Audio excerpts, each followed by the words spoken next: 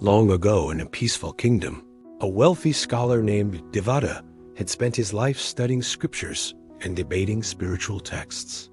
Proud of his knowledge, he believed he had learned all there was to know. One day, he heard that a wise man named Gautama Buddha was teaching nearby. Curious and slightly skeptical Devadatta decided to visit him, not to learn, but to test him. He arrived at the monastery with silk robes, gold ornaments, and an air of superiority. Bowing half-heartedly, he said, "I have come to learn what you know, Buddha. Teach me your wisdom if you can." The Buddha simply smiled and invited him to sit. He motioned to a young monk to bring tea. The monk returned with a small, humble clay cup. The Buddha took the pot of tea and began to pour into Devadatta's cup, and he kept pouring. Even after the cup was full, he continued. The tea spilled over the sides, dripping onto the floor, soaking Devadatta's fine robe. Startled, Devadatta shouted, "Stop! The cup is full. Can't you see that?" The Buddha looked into his eyes and said softly, "Exactly.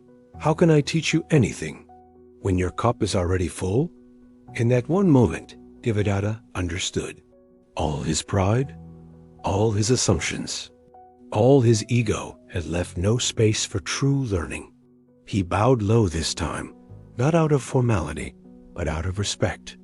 He emptied himself, and only then did the Buddha begin to teach. The Buddha once said, "As rain cannot fill a pot that is already full, truth cannot enter a mind filled with ego." We live in a world where knowledge is everywhere, books, courses, advice at every turn. But true wisdom doesn't come from knowing more.